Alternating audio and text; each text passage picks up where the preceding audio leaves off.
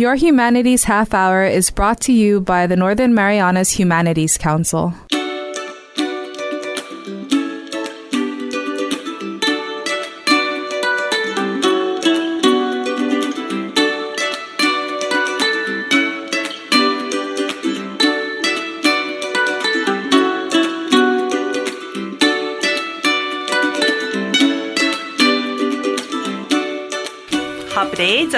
Welcome to Your Humanities Half Hour. I'm Catherine Perry, and today we are talking about architectural design and human psychology. Now, how does that go together? Well, actually, here to explain it more for us, since most of us do spend most of our time inside man-made structures, is Sam Manglona McPhetres. He's an architect. Sam, welcome. Thank you for having me. Tell us, how did you get interested in the field of architecture? Well, it's one of those things that, you wanted to do since you were a kid. Really? And then you kind of forget about it and go another direction and then come back again. So when I went off to school, I actually got, first of all, I'm a proud NMC graduate. Nice. And then when I went off to school, I went to University of Washington under digital media, because at that time, Amazon was just starting up and all these big electronic or internet companies. So I went that route. But on the artistic side, like doing digital media, ended up working for a rug company. Okay. Because .com busted and no work. So I worked in a rug company working for architects. And I just kept looking at these drawings going, why can't I do it? So I went back. Mm-hmm. It's interesting that architecture can affect things like how we think, mm-hmm. our cognitive skills, our feelings, even our physical well-being. What is the value of a well thought out design and construction when it comes to how we live our lives? Well, when it comes to how it's making you feel, right? That's where design can really make a difference with, first of all, like the type of building. Okay, you want to, if you're doing a place of worship, you want it grand and large and make it feel bigger than yourself so that you feel this awe when you walk in.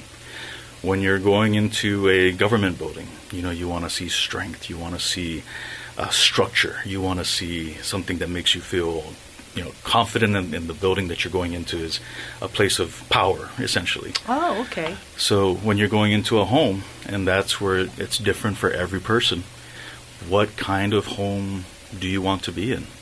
Do you want to be open and transparent, see all the view that you can, welcome people in? Is it your special place that you want to hide away from the rest of the world? Do you want large ceilings so you can feel that the whole space is one big open, like great area that you can see your kids down the hall? Or do you want each room compartmentalized so that there's more orderly, or there's more order? It all depends on the person and what they're looking for. One of the things I really enjoy when I go off island is seeing different kinds of architecture, because I think here in the Marianas we kind of tend to have a very similar type of mm-hmm. construction for like concrete blocks, basically, to prevent, typhoon destruction. But as we're thinking in new ways, would you say it's wise to maybe start with the feeling that you want a person to have when they come mm-hmm. into your building, whether it's your home, or where do you start, and mm-hmm. what are the things that you should consider? So it goes back to the old adage that form follows function, right? So figure out what the flow is that you're looking for, the kind of space that you need. What are the rooms that you need? Do you want to have, if we're sticking with the house, for example, are you the type that wants a mud room between the carport and the kitchen to wash things off before you go in? Do you need an outside kitchen? Do you entertain? Do you want your kids to have larger rooms, or you want that more in the living space? So everybody's together. Right. Yeah. So you work that out first. We call that the programming. You work that out first to see what are the lists of spaces, the sizes, the character. How do you want it to make you feel, essentially, and how it's going to function and flow. And then from there, now we can talk about, okay, are the interior walls going to be 4-inch CMU block versus steel stud with gypboard and things like that. So once that you have the layout and you have the concept, then you can start looking at building systems. You know, everybody is budget conscious, whether you're super rich or not. You know, everybody thinks about how can they get the most for what they have. So say you have a very grand idea of what you would like to have. Is there a way to balance that within a reasonable budget or an average person's budget? Sure. And that's always the primary concern, right? We have to make sure that it can get built, whatever it is, that the client can afford it. So my partner, so I'm half of Guma Architects, and my partner is actually in Guam. His name's Ray Kayanan. And when we work on these projects like that, we like to have the construction budget in mind early on. And that way, say he's meeting with the client over there and I'm here in Saipan, we can still do our Zoom calls and all that. But between putting our heads together with the client, and we always want them involved. We have a collaborative style of working with our clients. So once the construction budget is established and their aesthetic desires are there, and we work out the program, then we try and keep that in mind the entire way through the design, so that at the end, again, it can be built. Now, there's been some construction trends that costs are going way higher than we're used to.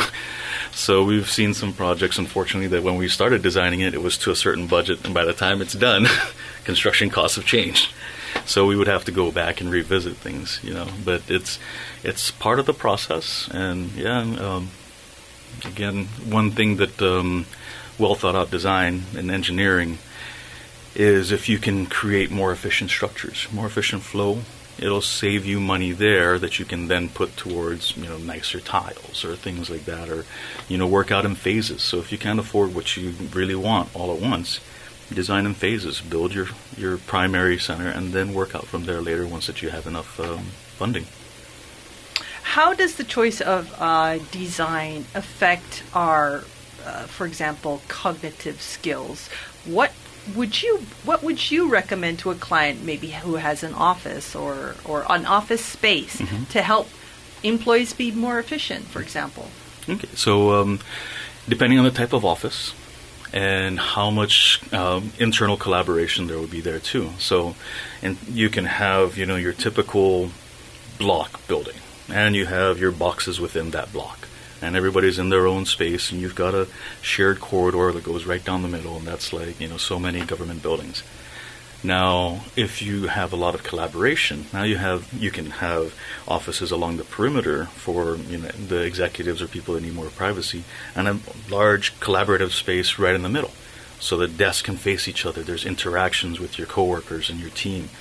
It's more open. You don't feel as confined. Yes, yeah. And it's easier to collaborate with your coworkers because you can just yell across the table. Hey, I have this. Did you get this? Yeah, okay, I got that. Or is the office that you're looking for, does it require sound privacy, visual privacy, and things like that? So from there, have you been to the Bank of Saipan? Not recently. Okay, so that was one of our recent projects. And the functions on the ground floor versus the administrative floor are very different. So you can see the whole difference in the layout. What is the difference? Downstairs is focused on customers, clients. So you have a lot of flow, a lot of tall ceilings, open spaces. There's some conference rooms to talk to your clients in private. You can close things up, but visually it's open until you need the privacy. And upstairs, it's more the administrative, executive level, but they also see clients up there too. So there are conference rooms there, but there's enclosed spaces, and then departments are in one large space that they can all collaborate with each other. So it's a combination of the two. And that way, depending on the building and the location, how you orient those offices within the space can still allow natural daylight to come in. How important is natural daylight? It's very important. It's very important. Yeah. Not only for the health of your eyes, but there's a quality to the light, that helps people feel more energetic and, more clear thought processes, things like that. Does it affect their emotions? I would say so. Yeah. Because if you're, in a dark room in the back corner and you don't know what time of day it is, unless you look at your watch, then eventually, that can take a toll on you. Yeah, it sounds kind of depressing just imagining it. Yeah. What do you think about this trend where, especially some of the really big companies in the world, they have this casual, free-flowing space where, they might even have a pool table. Does this actually help with employee productivity? On behalf of all employees, I want to ask this question. Well, again, it depends on the business. It sounds like a .com place like that. They try and do that also because the employees that are there 18 hours a day. They're programmers. That's their life. So as a way to relieve stress, and from the executive level, keep them in the office so they can continue to work. Mm-hmm. They provide them with these things just so they can have a little playtime or free food or free drinks, things like that. They're friends with their different people in different departments, so they have that social interaction. Now, is it as effective if you're 8 to 5 and you've got a ping pong table in the middle of your conference room? Maybe not. But it all depends. Well, I've heard that if you take a little break, it helps you work smoother, which helps you work more efficiently or faster. You're nodding your head. I agree. Yeah. I agree. Yeah. All right. Well, when we come back, I want to talk a little bit more about some of the technical side of what's happening in construction. Okay. Is that cool? Yes. All right. We'll be back after this break. Did you know that the Northern Marianas Humanities Council is celebrating its 30th anniversary this year? Si Auntie Chayla Nesti. We eat healthy fruits and vegetables for a healthy body, Well, the humanities are like healthy food for our soul. Goffmani, Ed Hitler. Adahi, don't forget your daily dose of the humanities this year. Go to their Facebook or their website in Northern Marianas Humanities Council. Atcha bebe. Welcome back to your Humanities Half Hour. We are chatting today about architectural design and human psychology, in exploring the impacts of architecture on humans and our feelings and our behavior. And our guest today is Sam Manglona McPhetres. He is an architect. Sam, what are some of the pitfalls you see living here in the Marianas that maybe we can kind of caution people about when it comes to architecture and construction? Well, if you looked at the vernacular architecture that was here prior to what's our standard concrete bunker now, right? There used to be pitched roofs, a lot of airflow. You had the elevated houses. So you're talking about like the Latte? No, not the Latte period. No, I'm talking about more recent. Oh, okay. There's still Japanese some houses style? in Chalancanoa still has. Yeah, where the houses are elevated. Yeah. And my mom's gonna get so mad at me because I can't remember the name of that space underneath the house. There's the Chamorro word for it. It's like a breezeway. Okay. Yeah, so you can. I was gonna say where the trash ends up sometimes, or the crabs or something. But then you'd have hardwood floors, and the air would go underneath the house. It would come up through the boards, and hot air gets blown out. There's a natural flow. Now, everything is a box. It's a concrete box that's essentially a solar-powered oven. It absorbs the heat during the day, and then it gives it off at night. Yeah. We have these little tiny windows. There's no cross-ventilation within the buildings. And small overhangs, if there are overhangs, just to provide some shade. So we're essentially trapping in all of this heat and then paying so much electricity to counter that with air conditioning. Now, there's different ways of design where you can respond to the site. You can orient the windows so that they're not going to be in contact with direct sunlight as much, but you can get diffuse sunlight. You can have cross ventilation. You can plant trees. You can plant a lot of trees. Love that idea. And that does help. It's a passive cooling design strategy. And talking about materials and using insulation. It's going to add a little bit to your construction costs, but your savings is going to be great over time. And there's even now that people are doing the home solar panels. Another thing that those solar panels offer, aside from the electricity, is that it shades your roof. True. So it cuts off the heat gain. So these are the things that should be considered. And if you're, I know people have a budget, and there's what they can afford. At least they can have a home to call their own. There's nothing wrong with that. But if they can either consult, a design professional or someone that maybe has a little bit more experience in construction, and just get some advice, orientation about layouts, things like that, it could go a long way, since that's going to be their home, and they want it to function well and function for a long time. Yeah. Mm-hmm. Now that I think of it, I don't know if you've ever considered this, but what are your thoughts on the design of the ancient latte stone houses? What were the benefits there? No, I'm not a historic architect, so anything I say would just be opinion. Right? Okay, that's fine. So, the latte stone houses, they're elevated. It seems like it's a place of grandness, right, for the chiefs. True. And for village meetings or something like that. But at some point when you get so high, and you have a column, you have your haligi, and then your tasa on top, but they're not tied together. So if there is any kind of earthquake, the rotation of the tasa and the haligi could become an issue for the house. So you just imagine, after every earthquake, do they get all the biggest guys and put the thing back up there? Or was this more of like a status thing where you don't really occupy that house? It's just more of a sacred space. But I don't know. It's just. How do you think air ventilation, airflow was there? Yeah, airflow, absolutely. Yeah.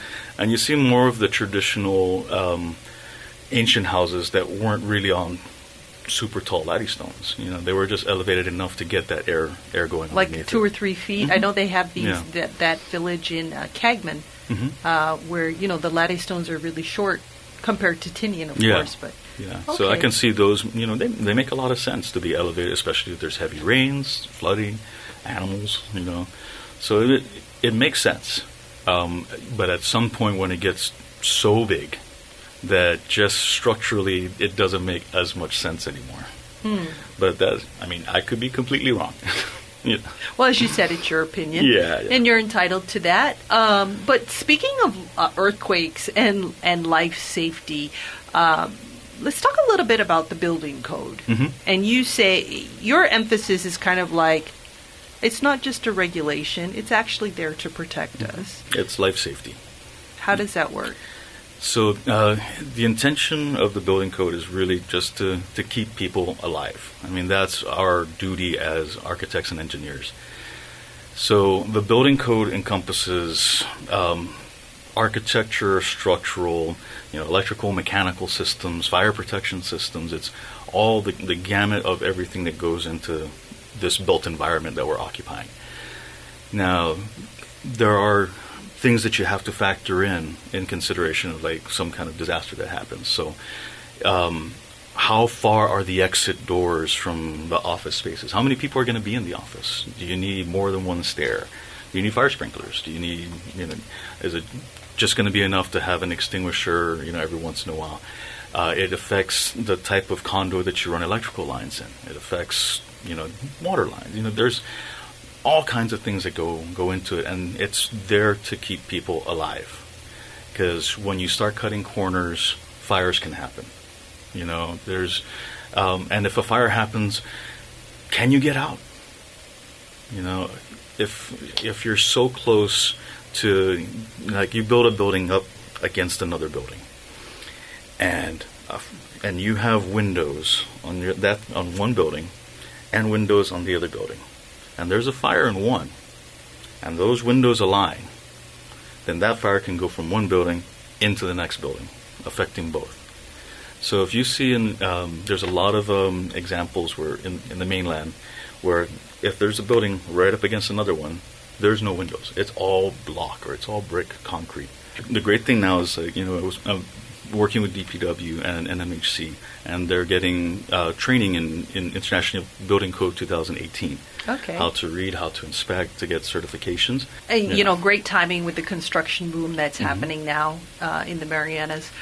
Can we talk a little bit about sustainable design? What does that actually mean, and how does it apply to life here? Well, sustainable design is a big concept. Incorporates a lot. That's why I'm asking you to define it, Sam. Yeah. So, sustainability in itself just means that it's efficient. That the project is efficient. It's environmentally friendly. It can last over time. It can, it is responsible, as far as its effect on the environment. It's big. It's like, but how we can achieve it here is, a number of ways. Again, talking about the insulation, window locations, getting natural light in, so you don't have to use artificial lights all the time. How you affect the site, minimizing disturbance to natural vegetation or to the ground. Making sure that you have proper water infiltration, for one. So that's another thing that we find, is that there's so much hardscape where you have just these big, solid concrete pads, and water ends up ponding, and then when it flows off of that pad, it can cause erosion and other issues. So what's a good alternative to that? So if you have permeable concrete. So that could be either the concrete itself can absorb the water and let it pass through. Really? Or grasscrete, which is like you'll see structural members with infill with gravel and grass, and then you can mow on it like a regular lawn, but you can also park a fire truck on it, or even pavers, things like that. As long as the water has somewhere to go, so that it doesn't collect into like a large sheet flow and then cause an issue elsewhere. But there's solar panels. There's wind turbines if you want. Insulation again here is a really big thing. Recycled materials. Using materials that are more friendly once they do break down. It's all part of sustainable design. And that's why it's just a huge concept that even just how you think about putting something together, and not just the materials themselves, you just have to think about how is this going to affect the land that it's on? How's it going to affect the people that are in it? Could you give us a little more insight into the use of recyclable materials, and especially how that might apply to an island community where we generate a lot of waste, and then it's stuck here unless somebody pays to ship it off island? How might we be better able to utilize that here, and are there any barriers? Here, one of the challenges that we have, with many, many things, is our isolation and our product availability. So it is a challenge, and it's a challenge to have things recycled. But there are products that are available in Guam that we've specified for projects here, so we can have them shipped over. But one thing, for example, is composite wood. It looks like wood, but it's made of recycled plastics, some glues, and things like that. Is it hardy? It'll survive the termites because there's no, they don't like it. So it's good for indoors. It's good for indoors. It's good for exteriors. Oh, okay. You can use it for decks. You can use it for decorative elements. What's the cost comparison to regular wood? It's going to be more expensive. Okay. But you don't have to treat it as much. You don't have to clean it. You don't have to replace it. You don't have to. Likely. Well, yeah, it'll last a lot longer. Okay. Yeah. Okay. So it looks like wood, but okay. When you cut into it, you'll see that. It's a composite material. But there's things like that's available there. Locally, having tinted glass, something as simple as that, will help to bring down your energy use, which also then helps out with the grid and the demand on the island. But as far as recycled windows, there's not so much options here. Yeah. So it is a challenge of getting materials, but yeah. hopefully that'll change in the future. With now that there's going to be more projects here, maybe there can be more suppliers coming in, more demand. So I'm hoping. What are the current design technologies and trends that you're seeing starting to come up in the islands? There's more, I think, openness to explore different construction systems.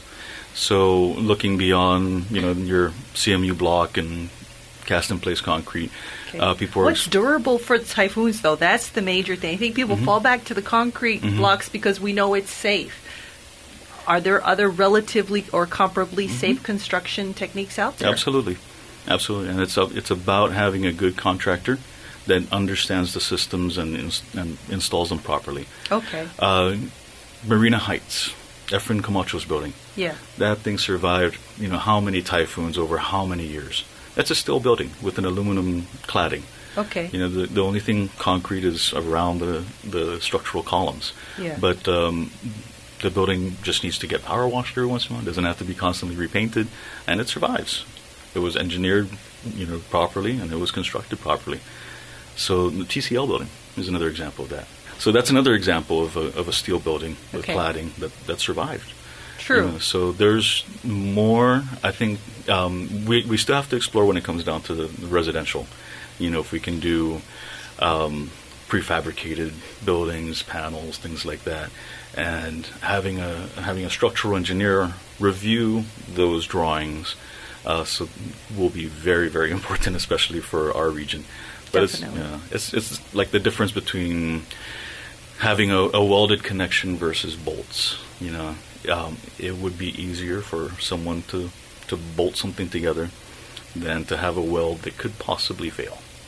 So these are the little things, and hopefully, we'll have a chance to explore more of these. And there's insulated concrete formworks, which looks like the styrofoam Lego blocks that you fill with concrete. That's being used out here. And I think the more that we explore these, and then we go through more typhoons, and then we can learn from them. Did they work? How well did they perform? If it's valid, then that could be something that's going to propagate in the future. But unfortunately, here we have so many extremes that we have to be trial by fire for most of these systems. Right, and the bottom line is people want to make sure they're safe. So, as you said, it will be a process, but something to be open about. Yeah. I really want to thank you for your thoughts today. Anything else before we go? One thought that I would leave is that there is still a need for design professionals, engineers out in our region. And I would really hope that there's a next generation that's going to be returning soon. We had two interns over the past year. One completed her third year. She went back to complete her fourth, and the second just completed her first year. So there's new talent that's out there, and I just want to promote other young potential architects and engineers to just pursue it and come back. Well, we've been chatting today about architecture and specifically highlighting how it's related to human psychology. Our guest today has been Sam Manglona McPhetres. He's an architect. Sam, thanks so much for your time and thoughts today. Thank you. This has been your Humanities Half Hour. I'm Catherine Perry. This program was supported by a We the People grant awarded to the Northern Marianas Humanities Council from the National Endowment for the Humanities. Any views, findings, conclusions, or recommendations expressed in this program are those of the participants and do not necessarily represent those of the National Endowment for the Humanities or the Northern Marianas Humanities Council.